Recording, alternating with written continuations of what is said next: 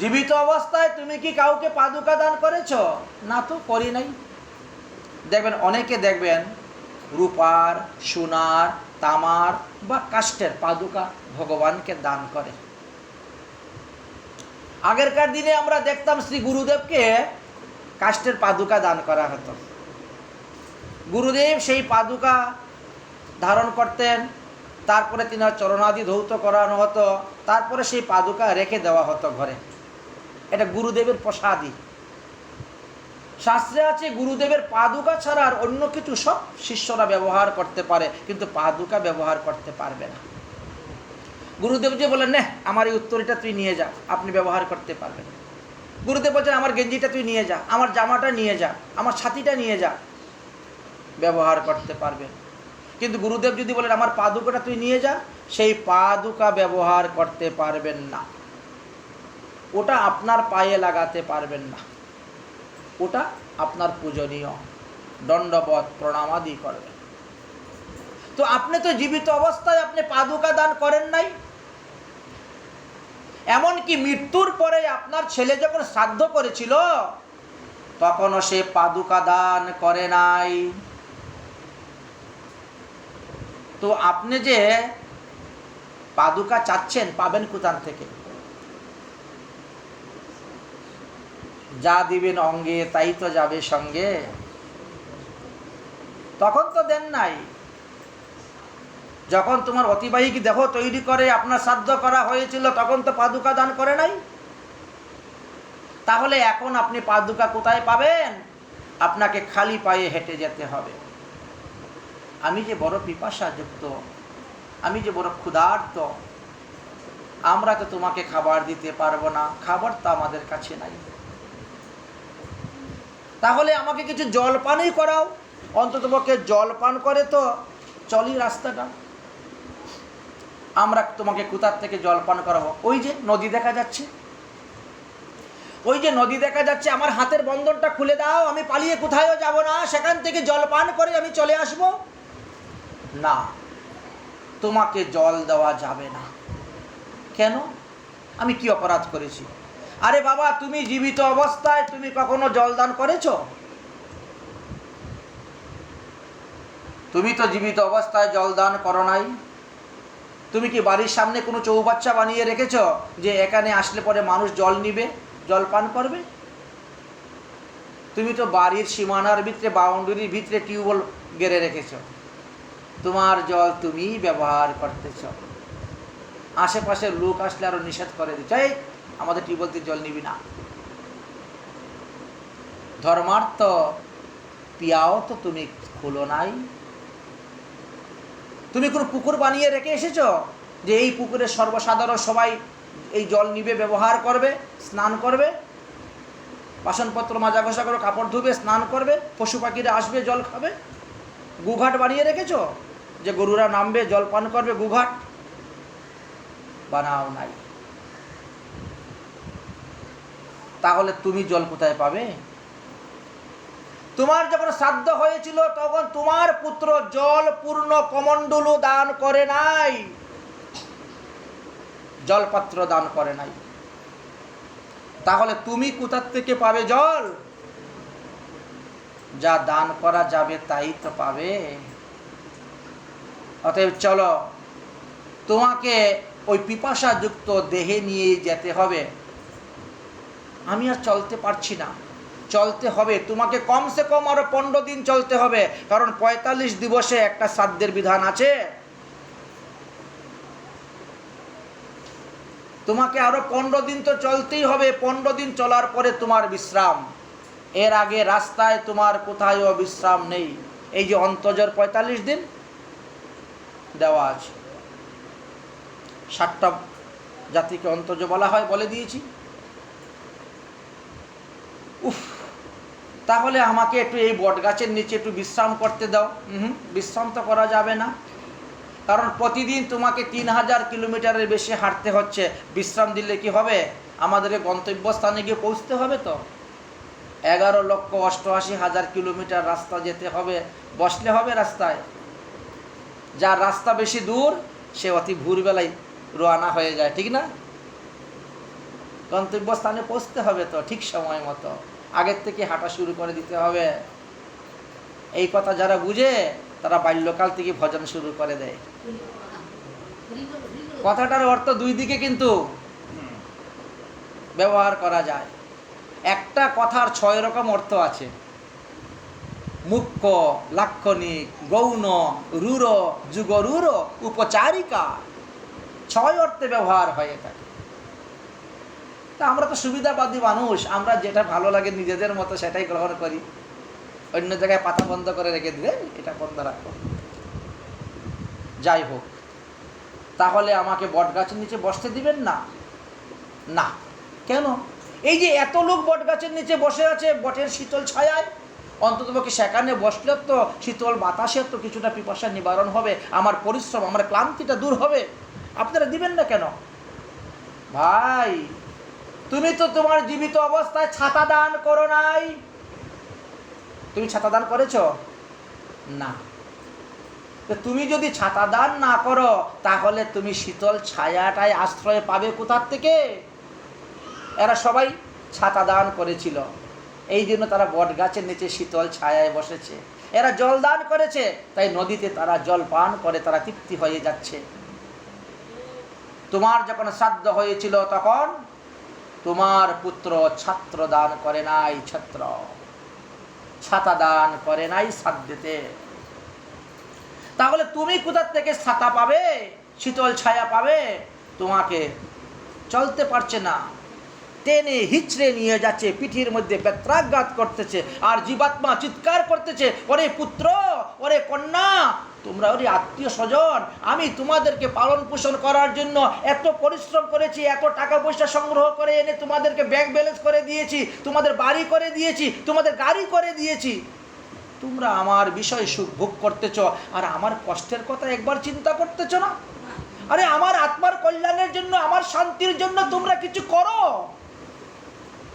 জমের দুধ বলে, এখান থেকে চিল্লাইয়া গলা ফেরে দিলেও তোমার কথা কেউ শুনবে না, কারণ তুমি তো 50,000 কিলোমিটারের উপরে চলে এসেছ।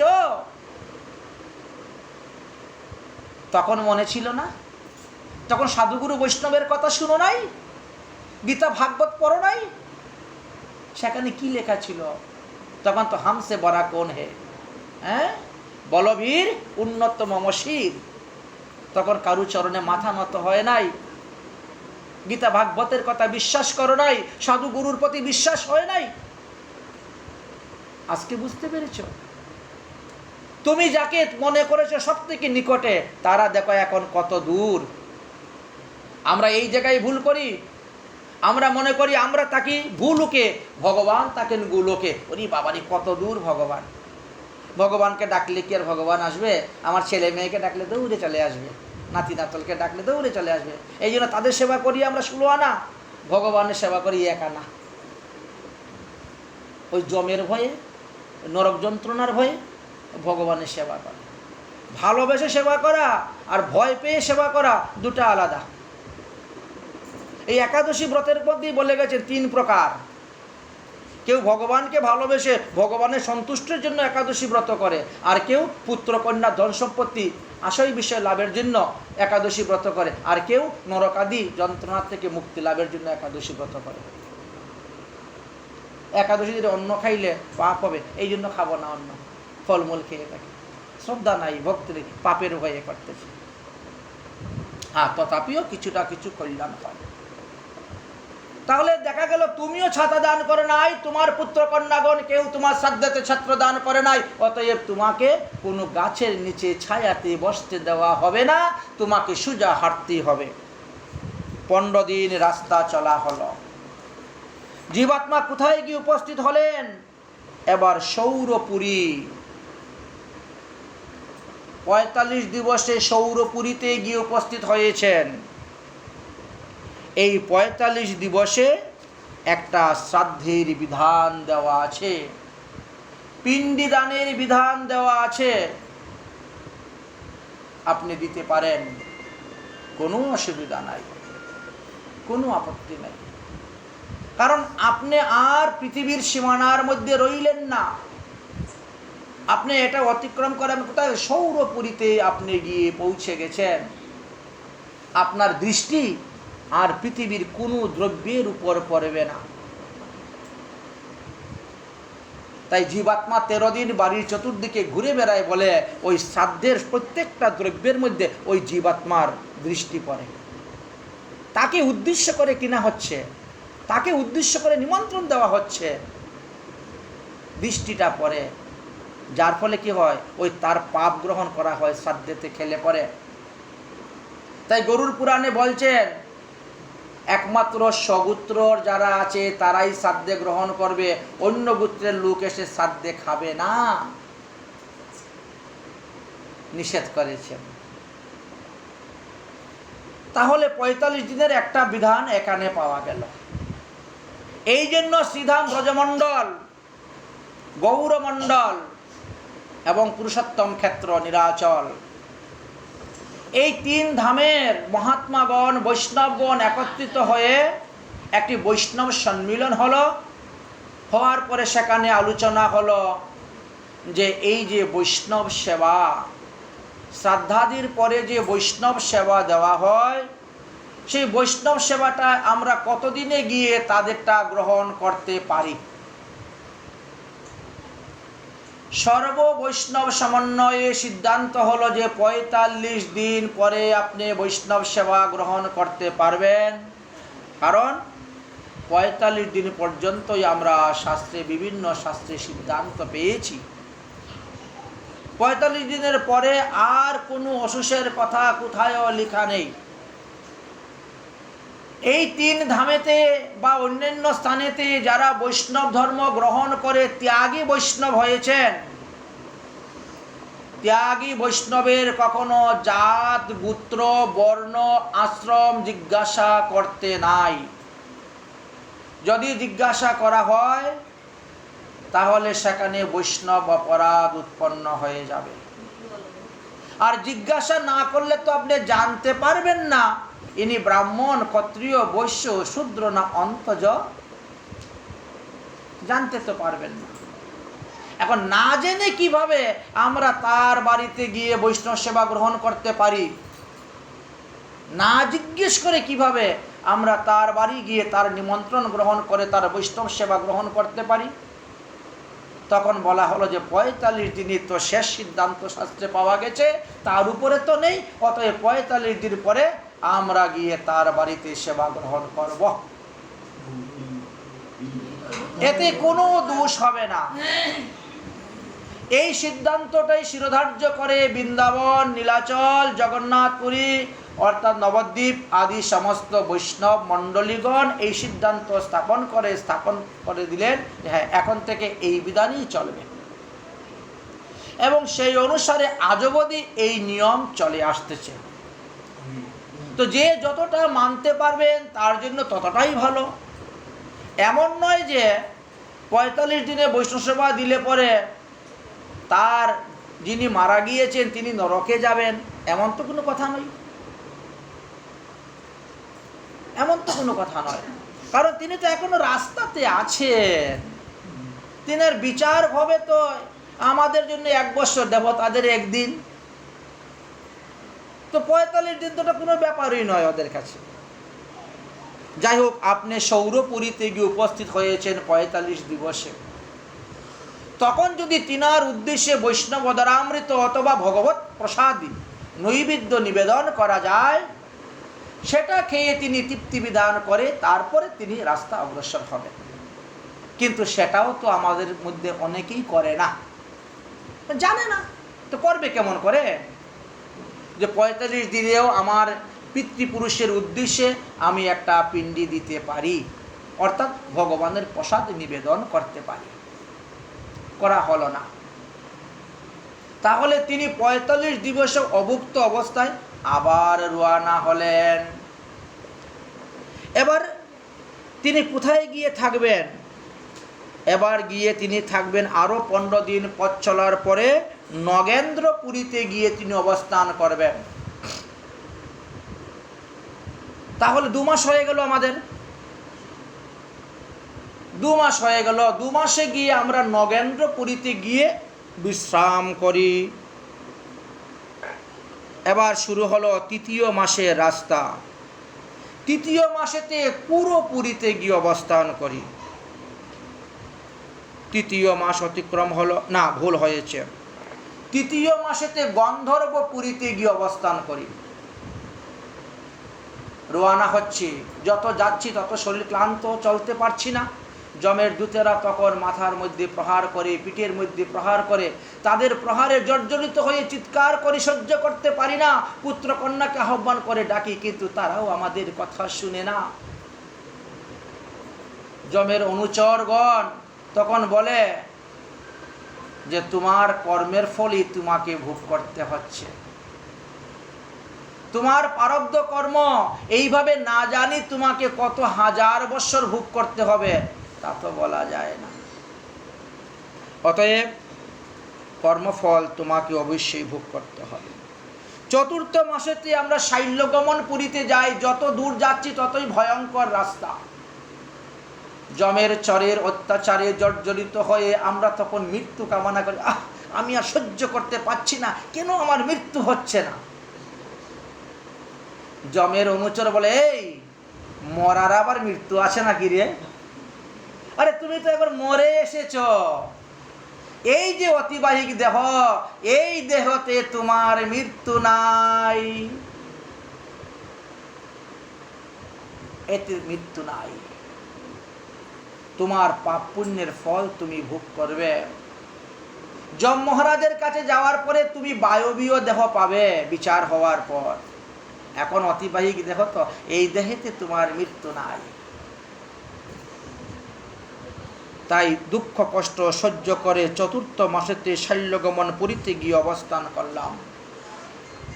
পঞ্চম মাসেতে গিয়ে কুরোপুরীতে অবস্থান করেছি এবং ষষ্ঠ মাসেতে আমরা পঞ্চপুরীতে যাই। এটাকে বলা হয় ষান্মাসিক শ্রাদ্ধ। ষষ্ঠ মাসেও শ্রাদ্ধের বিধান আছে। সেখানে যাওয়ার পরে কি দেখি, সামনে আচ্ছা ষষ্ঠ মাস পার হয়ে গেল, ষান্মাসিক শ্রাদ্ধাদি হলো বা নাই বা হলো। এবার সপ্তম মাসে আমরা রওনা হলাম বিচিত্রনগরের দিকে। বিচিত্রনগরের দিকে যখন রওনা হলাম, কিছু দূর যাওয়ার পরে সামনে দেখি একটা বিশাল নদী, যাকে আমরা সবাই জানি বৈতরণী নদী। তাহলে সপ্তম মাসেতে জীব এই বৈতরণী নদী পার হওয়ার জন্য প্রস্তুত হন। বৈতরণী নদীর সামনে যখন গিয়ে উপস্থিত হয়েছেন, সঙ্গে সঙ্গেই মাঝিরা দৌড়ে এসে উপস্থিত হয়ে, চলেন আপনি আমার নৌকায় চলেন, আমি আপনাকে পার করে দিব, আমার নৌকায় চলেন, পার করে দিব। ঠিক আছে ঠিক আছে ভাই, চলো আমি তোমার নৌকায় পার হয়ে যাব। তো পার যে হবেন, পারের করি কত টাকা এনেছেন, তখন তো মুখটা শুকিয়ে গেছে। কি পারের করি নিয়ে আসেন নাই? বৈতরণী পার হবেন, করি নিয়ে আসেন নাই, তো আমি কেন আপনাকে নৌকায় নিয়ে পার করব? করি ছাড়া কেউ পার করে? সারা জীবন এত লক্ষ লক্ষ কোটি কোটি টাকা হাতালেন, আর আসার সময় খালি হাতে চলে আসলেন, পারের করে নিয়ে আসলেন না। কি আপনার যখন মেয়ে বিয়ে দিয়েছিলেন, তো মেয়ের বাড়ি যখন বেড়াতে যাবেন তখন কি করতেন? এক সপ্তাহ আগে থেকে অ্যাটাসির মধ্যে মাল ভরতে শুরু করে দিতেন। জাননি মেয়ের বাড়ি বেড়াতে নাতি নাতনুকে দেখতে, এক সপ্তাহ আগের থেকে ব্যাগ গুছানো শুরু। মেয়ের জন্য কি নিব, জামার জন্য কি নিব, নাতির জন্য কি নিব, নাতনির জন্য কি নিব, বিয়াইনের জন্য, বাবা বাবা বিয়ের জন্য কি নিব। এক সপ্তাহ আগের থেকে বাজারে গেলেই ওটা সেটা দেখে দেখে এনে ব্যাগ গুছানো শুরু হয়।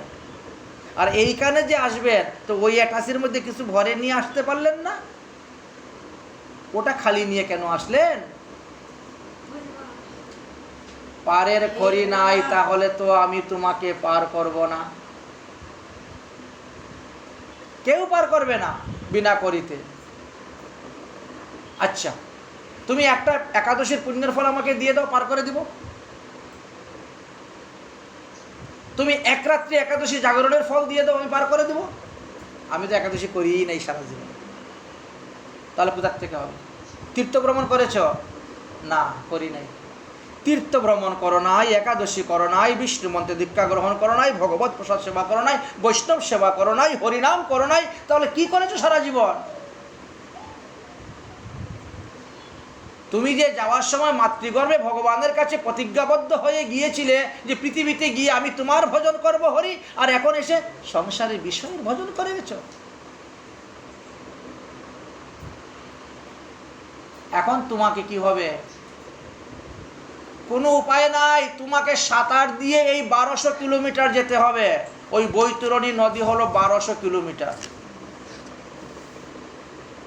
ওই পারে গিয়ে উঠলে পরে বাহাবতপুর, আর এই পারে হলো বিচিত্রনগর। হ্যাঁ, বিচিত্রনগর। অতএব বিচিত্রনগর থেকে নদীটা আরম্ভ হয়েছে, ওই পারে পৌঁছলে পরে বাহাবতপুর, সেখানে গিয়ে তোমাকে বাস করতে হবে সেই পুরীতে। এই 1200 কিলোমিটার তোমাকে সাঁতার দিয়ে যেতে হবে। এর মধ্যে গরম জল আছে, ঠান্ডা জল আছে বরফের মতন, মূত্র, বিষ্ঠা, পুজ আছে, রক্ত, দুর্গন্ধযুক্ত, সুগন্ধযুক্ত, সুস্বাদ্য জল, সব রকমের ধারা আছে 1200 কিলোমিটার। জমের চর আপনাকে জলের মধ্যে ফেলে দিল, 2 হাত তো বাঁধা, আপনাকে টানতে শুরু করলো। এইবার জীবিত অবস্থায় আপনি যত সাপ মেরেছেন, জলজন্তুকে মেরেছেন, বড়শি দিয়ে তুলে মাছ মেরে খেয়েছেন, জাল ফেলে মাছ ধরেছেন, পলো দিয়ে, কত কিছু যন্ত্র দিয়ে মানুষ মৎস্য শিকার করতেছে, এবার সেইগুলা এসে আপনাকে কামড়াতে শুরু করেছে। আপনার শরীরের মাংস কামড় দিয়ে কেড়ে নিয়ে চলে যাচ্ছে, যন্ত্রণায় ছটপট করছেন, কিন্তু মৃত্যু তো হবে না, আপনি তো মরে এসেছেন, এই দেহেতে মৃত্যু নেই। ভয়ঙ্কর যন্ত্রণা গ্রহণ করে কষ্ট করে আপনাকে পার হতে হচ্ছে। এই জন্য বিশেষর্গ করা হয়, বৃষ উৎসর্গ, অর্থাৎ গাভী দান বা ষাঁড় দান করা হয়। পুরুষ মরলে পরে পুরুষ গরু দান করা হয় ষাঁড়, মহিলা মারা গেলে পরে গাভী দান করে থাকেন। এর অন্যান্য বিধানের বর্ণন আছে, কি বর্ণের গাভী দান করলে কি বা কী লাভ হয় ইত্যাদি বর্ণন দেওয়া আছে। তো যাই হোক, যারা কোনো কিছু দান করে নাই তাদেরকে, অর্থাৎ আমার মতো যদি পাপী, তাকে সাঁতার দিয়ে পার হতে হবে। অনেক দুঃখ কষ্টেতে তিনি গিয়ে উঠলেন বাহাবতপুরীতে। 7ম মাস আপনার অতিক্রম হয়ে গেল। 8ম মাসেতে আপনি দুঃখদপুরীতে গেলেন, দুঃখের আরো কত যে অন্ত নাই, দুঃখ বাড়তেছে। 9ম মাসেতে আপনি নানাস্কন্দপুরীতে গিয়ে উপস্থিত হলেন। 10ম মাসেতে আপনি সুতপ্তপুরীতে গমন করলেন, সুতপ্তপুরী। 11 মাসেতে আপনি রুদ্রপুরীতে গমন করলেন, আর 12 মাসেতে আপনি গিয়ে যম মহারাজের পরিবর্ষণ পুরীতে গিয়ে অবস্থান করলেন, অর্থাৎ শীতলাঢ্য জাম্যপুরীতে আপনি গমন করলেন। তাহলে জাম্যপুরীতে আপনি গিয়ে অবস্থান করলেন 12 মাসেতে। যম মহারাজের সম্মুখে আপনাকে নিয়ে উপস্থিত করা হলো। যম মহারাজ বিচার করলেন, চিত্রগুপ্ত খাতা খুললেন। আপনার জীবনে শুধু পাপ পাপ আর পাপ, আপনার পুণ্য বিন্দু মাত্র নেই। হয়তো আছে ছিটাপুটা অল্প স্বল্প পুণ্য আছে। যম মহারাজ জিজ্ঞেস করলেন, হে জীবাত্মা, তুমি আগে পাপের ফল ভোগ করবে না পুণ্যের ফল ভোগ করবে বলো? তোমার অল্প স্বল্প পুণ্য আছে, কিন্তু পাপের সংখ্যাটাই বেশি, তাই বলছি তুমি পাপের ফল ভোগ করবে না পুণ্যের ফল ভোগ করবে? কোনটা করলে আমার ভালো হবে? দেখো, তুমি যদি আগে পুণ্য ফল ভোগ করো তাহলে তোমাকে পুণ্যের ফল অনুসারে স্বর্গাদিতে দিব, যতদিন পুণ্য আছে ততদিন থাকবে, তারপরে চলে আসতে হবে। তারপরে পাপের ফল ভোগ করার পরে যে তুমি পৃথিবীতে গিয়ে জন্মগ্রহণ করো, তুমি কালো কুৎসিত হবে, তুমি বিকলাঙ্গ হবে, তুমি দরিদ্র হবে, তুমি চণ্ডাল আদির ঘরে জন্মগ্রহণ করবে। অতএব পাপ ভোগ করার পরে পৃথিবীতে গেলে এই রকমভাবেই তোমার দেহ পাবে। আর যদি আগে পাপের ফল ভোগ করে নাও, তারপরে পুণ্যের ফল ভোগ করার পরে তুমি যাও গিয়ে পৃথিবীতে জন্মগ্রহণ করো, তাহলে তুমি ধনীর ঘরে জন্মগ্রহণ করবে। তোমাকে দেখতে খুব সুন্দর সরল চেহারা হবে, অনেক টাকা পয়সার মালিক হবে, উত্তম বর্ণেতে জন্মগ্রহণ করতে পারবে। এটা হলো পুণ্য ফল ভোগ করে আসার ফল। এখন তুমি কি করো করবে বলো? জীবাত্মা চিন্তা করলো, তাহলে আমি আগে পাপের ফলটা ভোগ করে নেই, তারপরে পুণ্যের ফল ভোগ করেই আমি পৃথিবীতে গিয়ে জন্ম নিয়ে আবার আমি সেই বিষয় সুখ লাভ করব। ঠিক আছে মহারাজ, আমি আগে পাপের ফলটাই ভোগ করব, আমাকে পাপের ফল দিয়ে দেন। যাও। ধাক্কা মেরে ফেলে দিলেন নরকে। শ্রীমদ্ ভাগবত মহাপুরাণে আমাদের 28টি ভয়ঙ্কর নরকের কথা বর্ণন করা আছে, অজামিল চরিত্রেতে দেওয়া আছে। 28টি নরকের কথা বর্ণন করা আছে, কিন্তু অন্যান্য পুরাণে আমরা 84 লক্ষ নরকেরও বর্ণন পেয়ে থাকি। একটা দুটা নয়, বলছেন 84 লক্ষ নরককুণ্ড আছে। যে আমরা যেরকম পাপ করব সেই পাপ অনুসারে আমাদেরকে সেই নরক ভোগ করতে হবে। শাস্ত্রে বলছেন, অরে দস্যু বৃত্তি করে যেবা লোকের বদে প্রাণ, করাতে কাটিয়া তারে করে খান খান। ওরে পর ধন যেই জন করিয়াছেন চুরি, যমদূত কাটে তারে খণ্ড খণ্ড করি। কিন্তু মরবে না, মৃত্যু হবে না, দুঃখ পাবে। একজন দান করে অন্যে দে হাত, তাহার বুকে দে জমে লোহার যন্ত্রপাত। একজনে দান করতেছে, আরেকজন এটা দিবি না, এটা আমি রেখে দিব বা আমি নিব, বাধা দেয়। যেমন মনে করেন বলি মহারাজ 3 পাত ভূমি দান করতে গেলেন, আর শুক্রাচার্য এসে বাধা দিয়ে দিলেন, হাত দিয়ে দিলেন। যে গৃহস্থ চুটো কাটা লয়ে দে ধান, হস্ত দুয় কাটি তারে বধিয়া লয় প্রাণ। যারা ব্যবসায়ী জিনিস ওজন করেন, ওজনে কম দেয়, তার 2 হাত কাটে, বধি লয় প্রাণ। ওরে কন্যা দিয়ায় অপাত্রেতে যে লইয়াছে করি, তাহার মস্তকে দে মাংসের ঝুপরি। যারা অপাত্রেতে কন্যা দান করে, অর্থের বিনিময়ে কন্যা দেয়, তাদের এই অবস্থা প্রাপ্ত হয়।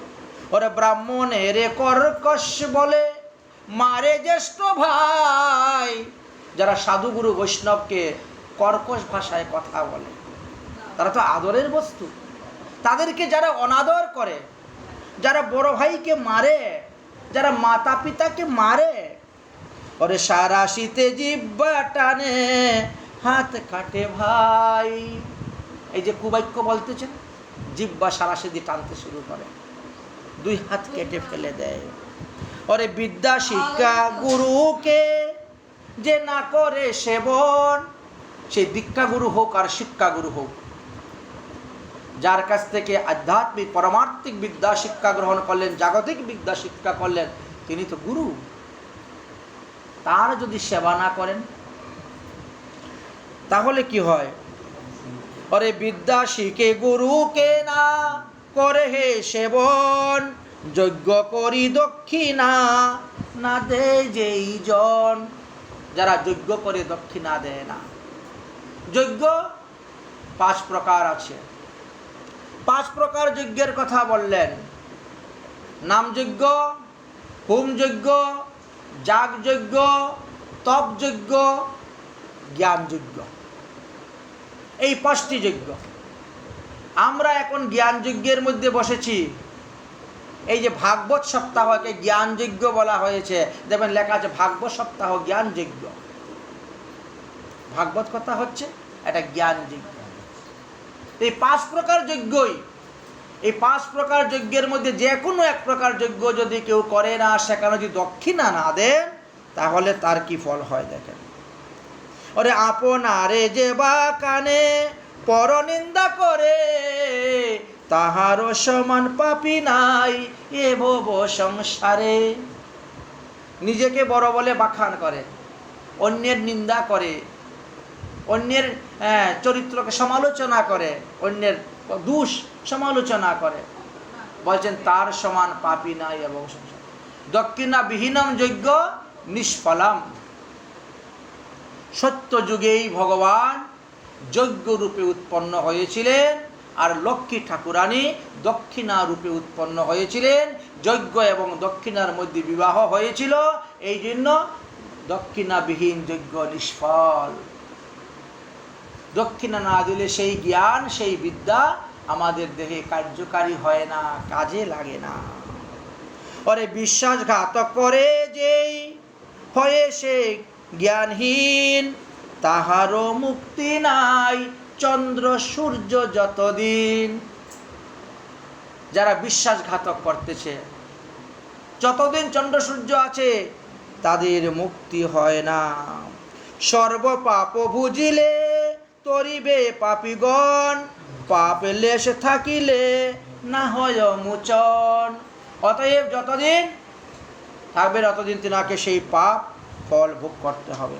ওরে পর নারী হরি আছে যেই জন কৌতুকে, যমদূত ডুবায় তারে কুম্ভী পাক নরকে। এই দেখেন একটা নরকের কথা বর্ণন করলেন, কুম্ভী পাক নরক। পঞ্চপাতকের পাতকী যারা, তাদেরকে কুম্ভী পাক নরকেতে যেতে হয়। ওরে অতিশয় তপ্ত তৈল কুম্ভের ভিতরে, নরক হইতে পুনর তারে ফেলে তদুপরে। সুতরাং একটি নরক হইতে আরেকটি নরকের উপরে তাকে ফেলে, তার মুক্তি নাই। ওরে পর পুরুষর প্রেমে মজে যেই নারী, তাহার যাতনা যত কহিতে না পারি। যারা পরপুরুষের প্রেমে মরছে। ওরে লোহার পুরুষ মূর্তি করিয়া গঠন, ব্রহ্মযগ্নি কুণ্ডে তারে করে যে দহন। বাল সূর্য প্রায় সেই পুরুষ জলে, সেই নারী যমদূত দে তার কুলে। পরিত্রাণী ডাকে পাপী সর্বঙ্গ পুরে, যমের যাতনায় ছটপট করে প্রাণ নাহি ছাড়ে। প্রাণ তো যাবে না, কষ্ট পাবে, যন্ত্রণা পাবে, ছটপট করবে। পর নারী প্রাণে যেবা চায় এক চিত্তে, দুই চক্ষু উঠায় তার দেখে যমদূতে। দুইটা চক্ষু উঠাইয়া বের করে। পরস্থিতে আসক্তি যে জন রয়, বৎসর সহস্র ষষ্ঠী নরকে ভুঞ্জয়। যিনি পরনারীতে আসক্ত, যিনি পরপুরুষে আসক্ত, সেই পুরুষ সেই নারীকে 60,000 বৎসর নরককুণ্ড বাস করতে হবে। 60,000 বৎসর। পুত্র কন্যা তাতে যদি জন্মে আরবার, কোটি কল্পে তাহারও নাহি নিস্তার। আবার যদি সেই পরপুরুষের দ্বারা পুত্রকন্যা উৎপন্ন হয়, বা পর নারীতে কেউ পুত্রকন্যা জন্ম দেয়, তাহলে 60 যতদিন চন্দ্র সূর্য আছে শত শত কল্পে তো তার নরক থেকে উদ্ধার নাই। কিন্তু আমরা শ্রীমদ্ ভাগবত মহাপুরাণে অজামিল চরিত্র দেখলে পরে আমরা বুঝতে পারি যে অজামিল তার বিবাহিত স্ত্রীকে ত্যাগ করে দিয়ে তিনি এক বেশ্যার সঙ্গ করেছিলেন, পরস্থিতি গমন করেছিলেন। সেই নারীর গর্ভে 9টি সন্তান জন্ম দিয়েছিলেন। 10ম সন্তানের সময় দেবর্ষি নারদ এসে উপদেশ দিয়েছিলেন যে পুত্রের নাম তুমি এবার নারায়ণ রাখবে। দেবর্ষি নারদের কৃপাতে অজামিল পুত্রের নাম নারায়ণ রেখেছিলেন। আর আদরের ছেলে তো ছোট ছেলে, আর ছোট ছেলেকে বেশি ভালোবাসতেন বলে সব ক্ষেত্রে নারায়ণ নারায়ণ বলে ডাকতে ডাকতে আসন্ন মৃত্যুর সময়ও তিনার মুখে দিয়ে নারায়ণ শব্দই উচ্চারণ হয়েছিল। এই জন্য আমরা ছেলে মেয়ের নাম এইভাবে ঠাকুরের নাম অনুসারে রাখতে হয়। কিন্তু বর্তমান জগতে এমন এমন নাম তার অর্থই জানা যায় না, বোঝা যায় না। কি যে জনি ফনি কি কি নাম রেখে দিয়েছে। কালকে এক বাড়িতে গিয়েছে, জনি কোথায় রে? আরে ও জনি আবার কি রে বাবা রে? হ্যাঁ, আরে জনির জ দিয়ে জগন্নাথ রাখ, নাম জগদীশ নাম রাখ, কোনো অসুবিধা আছে নাকি? না সরকার থেকে নিষিদ্ধ আছে? পার্লামেন্টে কি নিষিদ্ধ করেছে নাকি আপনাদের সংবিধানে যে ঠাকুরের নাম দিয়ে নাম রাখলে এটা হবে না, নাগরিকত্ব পাবে না? অজামিলকে দেখেন, ভাগবত ধর্ম দেখেন, ভাগবত ধর্ম। এইবার কি হলো? আসন্ন মৃত্যুর সময়ে পুত্রের নাম উচ্চারণ করা সত্ত্বেও দেখেন বিষ্ণু দূত চলে আসলেন, যমের দূত থেকে হাত ছাড়িয়ে তাকে মুক্ত করে দিলেন।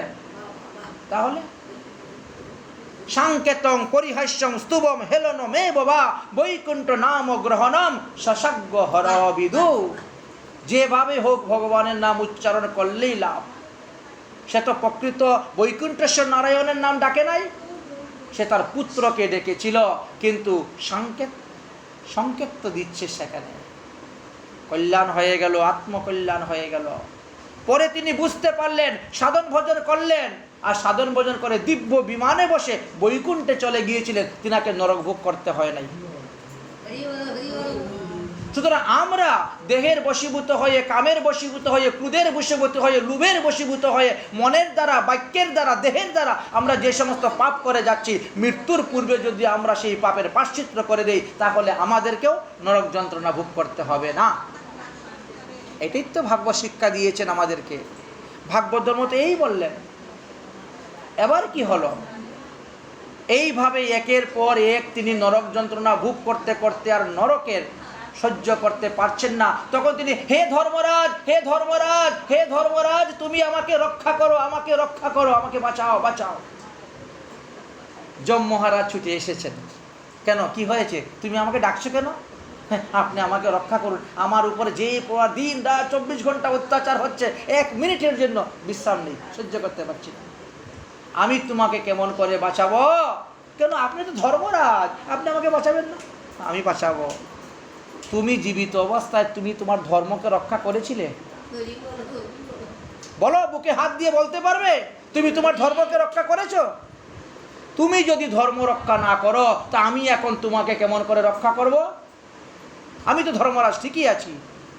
যারা ধর্মকে রক্ষা করে আমি তাদেরকে রক্ষা করি। আমি পুণ্য ব্যক্তির জন্য ধর্মরাজ, আর পাপীদের জন্য আমি যমরাজ। একই ব্যক্তি, আমার দুটা স্বরূপ। অতএব তুমি তো পাপী, তুমি আমাকে ধর্মরাজ বলে ডাকতেছ? মহারাজ, আপনি তো একজন রাজা, আপনি দয়া করেন, আমি আপনার চরণে শরণাপন্ন হয়েছি, অন্তত একটা দিন তো আমাকে মারপিট থেকে বাঁচান। এত পিটা খাচ্ছি, মার খাচ্ছি। ও ঠিক আছে, প্রত্যেক অমাবস্যাতে তোমাকে কেউ মারবে না। আমি একজন রাজা, আমি সব মৃত ব্যক্তি দিয়ে রাজত্ব করি, কিন্তু আমার রাজধানীতে নিয়ম হয়েছে প্রত্যেক অমাবস্যাতে সবার ছুটি। অমাবস্যাতে কেউ মারবে না, এই দিন তোমার ছুটি, একদিন তুমি আরাম করতে পারবে। মহারাজ, ওই দিনকে আমি একটু বাড়ি থেকে ঘুরে আসতে পারবো? বাড়ির থেকে ঘুরে আসবে, বাড়ি যাওয়ার ইচ্ছা আছে? ঠিক আছে, তোমাকে আমি অতিবাহিক দেহ দিব, বায়ুবীয় দেহ দিব, এবং ওই দেহের দ্বারা তুমি 2 মুহূর্তের মধ্যে তুমি বাড়িতে চলে যাবে। কিন্তু খবরদার ঘরের ভিতরে প্রবেশ করবে না, ঘরের বাইরে দাঁড়িয়ে থাকবে, ভিতরে প্রবেশ করবে না। তোমাকে উদ্দেশ্য করে যদি তোমার পরিবারের কেউ গীতা পাঠ করে, ভাগবত পাঠ করে, ভগবানের ভোগ রাগ করে, প্রসাদ বিতরণ করে, বৈষ্ণব সেবা করে, অষ্টপ্রহর নাম কীর্তন করে, তাহলে আমি তোমাকে উদ্ধার করে দিব, আর তোমাকে নরক যন্ত্রণা ভোগ করতে হবে না। বাড়ি যাবে, যাও, তুমি সবাইকে দেখতে পাবে, কিন্তু কেউ তোমাকে দেখতে পাবে না। তুমি তো বাতাস, বায়বীয় দেহ, তোমাকে কেউ দেখতে পাবে না। যাও তুমি বাড়িতে, ঘরের ভিতরে প্রবেশ করবে না, ঘরের বাইরে দাঁড়িয়ে থাকবে। যদি সেখান থেকে বৈষ্ণব অদরামৃত দিয়ে কেউ তোমার উদ্দেশ্যে ভোগ নিবেদন করে দেয়, বা ভগবত বিষ্ণুর অদরামৃত দিয়ে তোমার নামে কেউ ভোগ নিবেদন করে, তাহলে সেই মহাপ্রসাদ পেয়ে তুমি উদ্ধার হয়ে যাবে। জীবাত্মা অতি সন্তুষ্ট হয়ে যম মহারাজকে দণ্ডবত প্রণাম করে বায়বীয় দেহ ধারণ করে মুহূর্তের মধ্যে চলে আসলেন অমাবস্যা দিন। এসে দরজার সামনে দাঁড়িয়ে আছেন, দেখেন বৌমা তো পায়ের উপরে পা তুলে ঝুলাচ্ছে, ছেলে এখনো ঘরে ঘুমিয়ে আছে, সকাল 8টা বাজে। ঘর ধর ঝাড়ু দেওয়ার কোনো পালা নাই, গোবর ছিটা লেপা পোছার কোনো কিছু নেই, ঠাকুর সেবার কোনো কিছু নেই। মাছে মাংসে খেয়ে বেরাচ্ছেন, পায়খানা করে কাপড় ছাড়ছেন না, প্রস্রাব করে জল নিচ্ছে না, সব অপবিত্র। সকাল থেকে সন্ধ্যা পর্যন্ত দাঁড়িয়ে আছে, তার উদ্দেশ্যে কোনো সৎকর্মই হচ্ছে না, কোনো সৎকর্ম হচ্ছে না। কোনো বৈষ্ণব ব্রাহ্মণ যদি ভিক্ষা নিতে আসে, বাবা এখন হাত খালি নাই, পরে আসুন। এই তো আমরা বড় বুদ্ধিমান না, বড় চালাক না মানুষ? এখন হাত খালি নেই, পরে আসবেন, বাস। নাহলে কি বলবে, আরে আমরা তো অসুস, এখন দিতে পারবো না, এখন দেওয়া যাবে না, কাল অসুস, দেওয়া যাবে না। আরে বাবা, কাল অসুসে খালি বিবাহ করা নিষিদ্ধ, আর সব কর্ম করা যায়। কাল অসুসে ভগবানের ঠাকুর সেবা পূজা করতে পারবেন, দান দক্ষিণাও করতে পারবেন, উৎসব অনুষ্ঠানেও যোগদান করতে পারবেন, একমাত্র বিবাহ করা নিষিদ্ধ কাল অসুসে পুত্র কন্যা, আর তো কিছু নয়।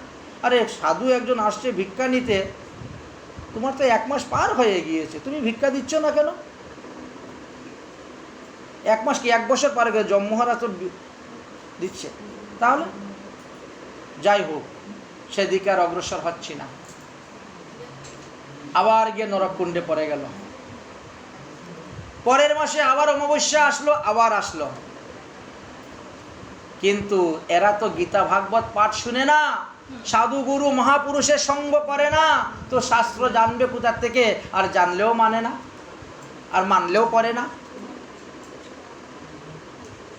এই যে আমরা যতজন বসে আছি, কম বেশি আমরা সবাই জানি কিছু না কিছু ধর্মের গুরু রহস্য, কিন্তু পালন করি কজনে? 16 আনা। কজনে পালন করি 16 আনা? জানি তো, কিন্তু জেনে শুনেও আবার গন্ডগোল করে দিই। ঠিক তেমনি ভাবে এই অবস্থা হচ্ছে। এবার কি হলো, হে প্রভু, হে যম মহারাজ, আমার কি উদ্ধারের কোনো উপায় নাই? প্রতি মাসে মাসে গেলাম, দেখতে দেখতে 1টা বৎসর গত হয়ে গেল আমার। কোনো মাসে তো অমাবস্যাতে আমার ছেলে, আমার বৌমা ঠাকুর সেবা করে না, পূজা করে না, গীতা ভাগবত পড়ে না, আমার উদ্দেশ্যে কিছুই করে না। তাহলে আমার উদ্ধারের গতি কি হবে? হ্যাঁ, তোমার উদ্ধারের আরেকটি গতি আছে। যেই তিথিতে তুমি মারা গিয়েছো, যেই তিথিতে তুমি মারা গিয়েছো, সেই তিথিতে যদি তারা বাৎসরিক কার্য উপলক্ষে বৈষ্ণব সেবা দেয়, গীতা ভাগবত পাঠ দেয়, অষ্টপ্রহর নাম সংকীর্তন আদি করে, তবেই গিয়ে তোমার উদ্ধার হবে। কিন্তু আমরা তো কলিযুগের মানুষ, আমরা সনাতন ধর্মের দিকে লক্ষ্য না করে পাশ্চাত্য শিক্ষার দিকে লক্ষ্য করি। আজকে যদি কেউ মারা যায়, আপনি লিখবেন 22 জুলাই 2022 অমুক মারা গিয়েছে, তাই না? 22/7/2022 আজকে তারিখ, তো আপনি তো এটাই লিখবেন। কিন্তু এই তারিখটা লেখা আপনার ভুল হবে। আপনাকে লেখা কর্তব্য যে শ্রাবণ মাস কৃষ্ণপক্ষ দশমী তিথি, দশমী আরম্ভ হয়ে গেছে, নবমী সেরে দশমী আরম্ভ হয়ে গেছে। আপনাকে লিখে রাখতে হবে শ্রাবণ মাস কৃষ্ণপক্ষ দশমী তিথি। এখন শ্রাবণের 6 তারিখ লিখলে ভুল হবে। কেন ভুল হবে? আগামী বছর শ্রাবণের 6 তারিখে ওই তিথি পড়বে না, বা 22শে জুলাই এই তিথি পড়বে না। একটা হলো সৌর গণনা, একটা চন্দ্র গণনা আছে না। 2 গণনার মধ্যে দিনের অনেক পার্থক্য থাকে, এই জন্যই তো অধিক মাস হয়, পুরুষোত্তম মাস হয়, পার্থক্য আছে। এই জন্য আপনাকে তিথি লিখে রাখতে হবে, তিথি অনুসারে এই সমস্ত কাজ হয়ে থাকে, তারিখ অনুসারে নয়।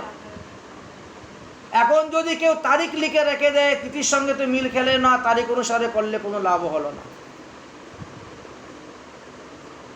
চলে গেল গন্ডগোল। তাহলে আমার উদ্ধারের উপায় কি? হ্যাঁ, তোমার উদ্ধারের আরেকটা লাস্ট উপায় আছে। শেষ পর্যন্ত উদ্ধারের আরেকটা উপায় দিলেন, সেটা কি? যে তোমার বংশে যদি কোনো বৈষ্ণব সন্তান জন্মগ্রহণ হয়, তাহলে গিয়ে তোমার উদ্ধার হবে। যত পর্যন্ত আমাদের বংশের মধ্যে বৈষ্ণব সন্তান জন্মগ্রহণ করে না, ততক্ষণ পর্যন্ত আমাদের পিতৃপুরুষগণ তাদের কর্মফল অনুসারে বিভিন্ন নরকাদিতে ভোগ করে, যন্ত্রণা ভোগ করেন, বিভিন্ন জুনিতে গাছপালা, পশু পাখি, কীট পতঙ্গতে তারা জন্মগ্রহণ করে তাদের কর্মফল ভোগ করতে থাকে। যখন বংশেতে কোনো বৈষ্ণব সন্তান জন্মগ্রহণ করলো, তখন তারা সব গাছপালা, পশু পাখি, কীট পতঙ্গ থেকে তারা ক্রমে ক্রমে সব উদ্ধার হয়ে চলে যায়। অতএব বিবাহ করার মূল উদ্দেশ্য হলো কৃষ্ণ ভক্ত সন্তান জন্ম দেওয়া। ইন্দ্রিয় তর্পণ নয়, বিষয় ভোগ নয়, ইন্দ্রিয় সুখ ভোগ করার জন্য বিবাহ নয়। বিবাহ করার প্রথম উদ্দেশ্য হলো কৃষ্ণ ভক্ত সন্তান জন্ম দেওয়া। পূর্বপুরুষের কল্যাণ হবে, আপনার কল্যাণ হবে, 14 পুরুষের কল্যাণ হবে, পিতৃকুল, মাতৃকুল, শ্বশুরকুল সকলের কল্যাণ হয়। ব্রজে প্রসিদ্ধ নবনীত চৌরম গোপাঙ্গনানাম দুর্কুল চৌরম অনেক জন্মার্জিত পাপ চৌরম চৌরাগ্য গৌরম পুরুষম নমাম। যারা কৃষ্ণের ভজন করে তাদের সকলের সমস্ত পাপ ভগবান চুরি করে নিয়ে যান। ভগবান শুধু করে মাখন চুর নয়, ননি চুর নয়, বসন চুর নয়, মন চুর নয়, উপরন্ত তিনি সমস্ত পাপ তাপ অপরাধকেও জীবের চুরি করে নিয়ে যান। তাই এই পাপ করেন আর পুণ্য করেন, স্বর্গ ভোগ করেন আর নরক ভোগ করেন। যখন আপনার পাপ অল্প একটু থেকে যাবে, যখন আপনার পুণ্য অল্প একটু থেকে যাবে, তখন আপনাকে পৃথিবীতে পাঠাবেন। একটু কর্মফল থাকতে পাঠিয়ে দেন ভোগ করার জন্য কর্মফল। বললেন যে জীব যখন মনুষ্য প্রজাতিতে জন্মগ্রহণ করার সময় আসে, তখন ঈশ্বর প্রবর্ত অনুসারে পূর্ব কর্ম অনুসারে দেহ প্রাপ্তির জন্য পুরুষের শুক্র কন্যাকে আশ্রয় করে সেই শুক্র কন্যা নারীর দেহে প্রবেশ হয়। ওই জীবাত্মা তখন বৃষ্টি রূপে পতিত হয় খাদ্য সামগ্রীর উপরে। যখন আমরা কোনো খাদ্য, ধান খেলাম, চাউল খেলাম, গম খেলাম, এই জীবাত্মা আমাদের দেহের মধ্যে প্রবেশ হয়ে গেল। প্রবেশ হয়ে কি করলো? সে আমাদের শুক্রকণাকে আশ্রয় করলো, পুরুষের শুক্রকণাকে, এবং সেখান থেকে সে নারীর দেহেতে প্রবেশ হলো। কিন্তু বর্তমান জগতে মানুষ গৃহস্থ আশ্রমে প্রবেশ করেন, কিন্তু গৃহস্থ ধর্ম সম্পর্কে তারা একটু দেখে না। বেদে 80,000 শ্লোক ব্রহ্মচার্যের জন্য, 16,000 শ্লোক গৃহস্থ আশ্রমের জন্য, 16,000 শ্লোক আছে। কেউ কোনোদিন দেখেছে কারো বাড়িতে আছে বেদ? নাই। 16,000 শ্লোক। বানপ্রস্থের জন্য 4,000 শ্লোক।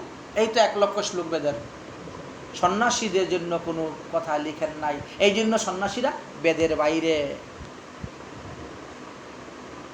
একজন মাতা পিতা ইচ্ছা যদি করে তার ইচ্ছা মতো পুত্র কন্যা জন্ম দিতে পারবে। ইচ্ছা করলে সে পুত্র জন্ম দিতে পারবে, ইচ্ছা করলে কন্যা সন্তান জন্ম দিতে পারবে। ইচ্ছা করলে তার ছেলে চুর হবে, ডাকাইত হবে, গুন্ডা হবে, বদমাশ হবে, ডাক্তার হবে, মাস্টার হবে, কেরানি হবে, উকিল হবে, ব্যারিস্টার হবে, মন্ত্রী হবে, নেতা হবে, ধার্মিক হবে, সাধু হবে, বৈষ্ণব হবে। প্রত্যেকটা দিন তিথি নক্ষত্র দেওয়া আছে শাস্ত্রে। বিবাহিত জীবনে যদি কেউ এই লক্ষ্যগুলা লক্ষ্য করে যদি তারা গর্ভদান করে, তাহলে তার ঘরে সাধু হবেই হবে। তার ঘরে চুর হবে কেন, ডাকাইত হবে কেন? যে যেরকম সন্তান চাবে সেই রকম সন্তানই পাবে। দেওয়া আছে, প্রত্যেকটা সময় দেওয়া আছে। হিরণ্যকশিপু হিরণ্যকাকের জন্মের কথাই তো বলা আছে, সেখানেই তো দেওয়া আছে যে দিনের বেলা সন্ধ্যার সময়ে গর্ভদানের করার কারণে অসুর পুত্র জন্ম নিয়েছে। কশ্যপ ঋষি এত বড় একজন তপস্বী ব্রাহ্মণ, তিনি আর অন্য পত্নীর ঘরে সমস্ত দেবতার জন্ম নিল, আর ওই পত্নীর ঘরে অসুরের জন্ম কেন হলো? ওই সময়টা জানতে হবে। অসময়ে গর্ভদান দিতে নাই, সময় বুঝে দিতে হয়। মানুষ পশুর মতন আহার নিদ্রা মিথুন এই তিনটা করে যাচ্ছে, আবার মানুষ বলে নিজেকে দাবি করে। আরে মনুষ্যত্বই তো এখন অর্জন করতে পারো নাই, মানুষ কোথার থেকে হবে? মানুষের আকার হইলে কি হয়? করো যে ভূতের কাজ, ভূতের কাজ করে যাচ্ছ। মনুষ্যত্ব জ্ঞান এখন হয় নাই। ধর্মহীনা মনুষ্য পশু বিষমানা। আকার হলে কি হলো? মানুষের পশুত্ব তো রয়ে গেছে দেহের মধ্যে, একটাকে মেরে আরেকটা খেয়ে বেঁচে আছে।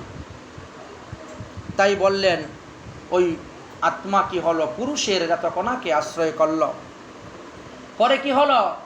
সেটা নারীর দেহেতে প্রবেশ হলো। এক রাত্রির মধ্যে ওই নারীর সমস্ত সুর্ণিত রক্তের সঙ্গে মিলিত হয়ে গেল, মিশ্রিত হয়ে গেল। 5 রাত্রিতে একটা বুদবুদ গোলাকার আকার ধারণ করল। 10 রাত্রিতে একটা কুল ফল সদৃশ্য, কুল ফল বুঝেন তো, বড়ই কুল ফল সদৃশ্য আকার ধারণ করে শক্ত হয়ে গেল, একটা মাংস পেশি তৈরি হয়ে গেল। ঠিক তেমনিভাবে অন্ডুজ, বলেন অন্ডুজ প্রাণীদের বেলায়ও সেটা অন্ডুরূপে মানে ডিম রূপে তৈরি হয় 5 দিনেই। আর মানুষের ক্ষেত্রে এটা মাংসপিণ্ডি রূপে তৈরি হয়।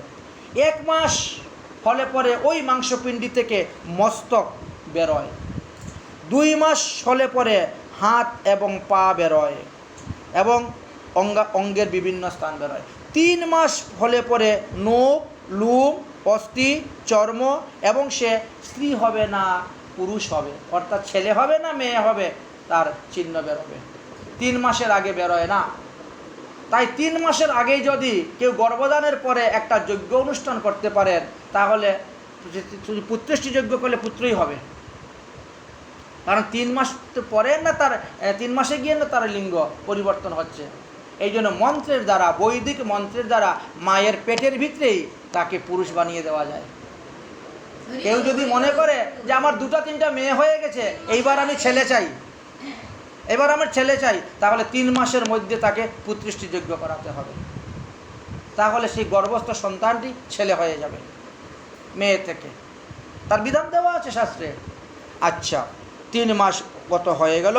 4র্থ মাসে রক্ত, মাংস, ত্বক, মেদ, মজ্জা, অস্থি, শুক্র এই সপ্ত ধাতু তৈরি হয় মাতৃগর্ভেতে। 5ম মাসেতে ক্ষুধা, তৃষ্ণা উভয়েই আরম্ভ হয়ে যায়। তাই 5ম মাসেতে পঞ্চামৃত খাওয়ানো হয়ে যায়, আরম্ভ হয়ে গেল। 6ষ্ঠ মাসেতে জরায়ুর দ্বারা বেষ্টিত হয়ে মায়ের দক্ষিণ কুক্ষি দিকে ভ্রমণ করতে থাকে। সেই সময়ে মাতাভুক্ত, মা যাহা খায়, মা যাহা সেবন করবেন, সেবা করবেন, খাবেন, এই মাতাভুক্ত জিনিসের রসের দ্বারা ওই শিশুর দেহটা পুষ্ট হবে। বুঝেছেন? এখন মা যদি মাছ খায়, মাংস খায়, তার দ্বারাই তার দেহ সবা পুষ্টি হচ্ছে। মা যদি চুরি করে, ডাকাতি করে, মিথ্যা কথা বলে, টিভি দেখে, সিনেমা দেখে, পরলোকের সঙ্গে, পরপুরুষের সঙ্গে কিছু করে, ওই ছেলের মধ্যে ওই স্বভাব গিয়ে আস্তে আস্তে বর্ধিত হবে। এই জন্য বলছে মাতৃদোষে সন্তান চরিত্রহীন হয়, পিতৃদোষে মূর্খতা প্রাপ্ত হয়, বংশদোষে কাপণ্যতা হয়, আর নিজের দোষে দরিদ্রতা প্রাপ্ত হয়ে থাকে। হিরণ্যকৌশিকের ঔরসে জন্ম হয়েছে। প্রহ্লাদ এত ভালো হলো কেমন করে? কারণ তার মা সন্তান মাতৃগর্ভ থাকতে সাধুগুরু বৈষ্ণবের সেবা করেছে, ভাগবত আদি ধর্মকথা শ্রবণ করেছে। তবেই তো যদ্বীর্য তৎফলম হয় না, যেমন গাছ তেমন ফল হয় না, পরিবর্তন হয়ে যায়। এটাই হলো মহৎ কৃপা। মহতের কৃপা বিনা কোনো কার্য সিদ্ধ নয়। কৃষ্ণ ভক্তি দূরের কথা, সংসার বন্ধন না হয় ক্ষয়। আচ্ছা, তাহলে দেখা গেল কি মা যা খাচ্ছে তাই শিশুর শরীরে বর্ধিত হচ্ছে। আচ্ছা, মা যদি বেশি ঝাল খায়, খুব টক খায়, লবণ খায়, তিতা খায়, ওই শিশুর শরীরে তখন জ্বালা হয়, শিশুর কষ্ট হয়। মাতৃ খাবারের উপরে সেইগুলো নির্ভর করতেছে। মাতৃগর্ভস্থ শিশুর দেহ কীভাবে পুষ্ট হচ্ছে তাই বলছেন। এইভাবে সপ্তম মাস উপস্থিত হলো, ওই শিশুর জ্ঞান হলো, সে তখন জাতিস্মর হয়ে গেল। পূর্ব সমস্ত পাপের কথা তার মনে হয়ে গেল। আমি এই পাপ করেছিলাম, অমুক জায়গায় জন্ম হয়েছিল, আমি এই কর্ম করেছিলাম, তার ফলে এত নরক যন্ত্রণা ভোগ করার পরে এখন আমি আবার এসে মাতৃগর্ভরূপী পিঞ্জিরার মধ্যে আবদ্ধ হয়েছি। কারাগার, মাতৃগর্ভটা কারাগার। কেন? একদিকে মলের ভাণ্ড, একদিকে মূত্রের ভাণ্ড, আর তার মধ্যে কেন একটা ছোট্ট জরায়ু, তার মধ্যে শিশু জন্ম নিচ্ছে। ইচ্ছা মতো হাত পা নাড়াচাড়া করতে পারে না, কারণ কতগুলা নারী দ্বারা এমনভাবে তাকে বেষ্টিত, আষ্টেপৃষ্টে, মাথাটাকে বক্র করে বুকের মধ্যে রেখে তাকে থাকতে পারছে। জাতিস্মর হয়ে যায়। এই পাপের কথা মনে করে, এই দুঃখের কথা মনে করে তখন সে হরিকে স্মরণ করে, ভগবানকে ডাকতে শুরু করে। ভগবান অন্তর্যামী রূপে তার কাছে এসে উপস্থিত হয়ে যান মাতৃগর্ভেতে, তাকে জ্ঞান দান করেন, তার সঙ্গে কথাবার্তা বলেন। সে তখন বলে, ভগবান আমাকে এই মাতৃগর্ভরূপী কারাগার থেকে বাইরে পাঠিয়ে দাও, আমি পৃথিবীতে গিয়ে তোমার ভজন করব, আর আমি অন্য কারো ভজন করব না, কেবল আমি তোমারই ভজন করব। ঠাকুর, তুমি আমাকে পাঠিয়ে দাও। ভগবান বলেন, ঠিক আছে, তাহলে যাও। অষ্টম মাস, নবম মাস, দশম মাস, 3 মাস হয়ে গেল। এইবার অদব বায়ু, প্রসব বায়ু, ভগবানের কৃপাতে এই বায়ুর ব্যাগ। প্রসব বায়ু হলো রক্তার্ত কলেবরে এই শিশু মাটিতে পড়ে গেল, ভূমিষ্ঠ হলো। ভূমিষ্ঠ হওয়ার পরে কতক্ষণ সে অজ্ঞান থাকে। ভগবান অন্তর্ধান হয়ে চলে গেলেন। শিশুর যখন জ্ঞান ফিরল, তখন তাকিয়ে তো সেই ভগবানকে আর দেখতে পায় না। তখন শিশু কান্না শুরু করে দেয়। কিন্তু আমরা বুঝি না শিশু কেন কাঁদতেছে। আদরের ছেলে, তখন সবাই কুলে তুলে নেওয়া হয়, তাকে আমরা আমাদের মায়ার দ্বারা ভুলিয়ে দিয়ে আস্তে আস্তে তাকে বড় করতে থাকি। আদরের ছেলে স্বজনের কুলে হাসিয়া কাটাই কাল, জনক জননীর স্নেহেতে গুলিয়া সংসার লাগিল ভাল। সংসারটাই ভালো লেগে গেল। ভগবান আমাদেরকে নির্মল দেহ দিয়ে পাঠিয়েছেন, নির্মল আহার দিয়ে পাঠিয়েছেন। আমার জন্মের আগে ভগবান আমার খাবারের ব্যবস্থা করে দিয়েছেন, আমার মাতৃস্তনে দুগ্ধ দিয়ে পাঠিয়েছেন। তাহলে এখন কি ভগবান আমাকে খাওয়াবে না? খাওয়াবে। আমি মাতৃগর্ভে থেকে যেভাবে ভগবানকে শরণ নিয়েছিলাম, এখন যদি সেইভাবে শরণ নেই, ভগবান আমাকে এখনও সেইভাবে খাবার দিবে। ভগবান বলছেন, ভাম্যহম, গীতাতে বলে গেছেন, আমি বহন করে এনে তোমার খাবার দিব, তুমি ওইভাবে শরণ নিয়ে দেখো। কিন্তু শরণ নেই না। আমরা 16 আনা মন ভগবানকে দেই না, 15 আনা মন সংসারের মধ্যে দিয়ে রাখি, আর 1 আনা মন ভগবানকে দেই। এই জন্য নিজের খাবারের চিন্তা নিজেকে করতে হয়, নিজেকে ছুটাছুটি করতে হয়, দৌড়তে হয়। প্রথম 5 বছর তো একেবারে অজ্ঞান, কিছুই তো জ্ঞান থাকে না। তারপরে লেখাপড়া শিখে শিখে আস্তে আস্তে জ্ঞান হয়, কিন্তু জ্ঞান হলো অজ্ঞানের কাজ করি। ছোটবেলা তো নির্মল দেহ, দুগ্ধ পান করেছি, সাত্বিক আহার করেছি। যেই বড় হলাম, মাছ, মাংস, পেঁয়াজ, রসুন, এটা সেটাকে পবিত্র শরীরকে অপবিত্র করে দিই। তখন ভগবত সামনে যাওয়ার আর শক্তি থাকে না, সাহস থাকে না। বিষে পরিণত হয়ে গেল দেহটা।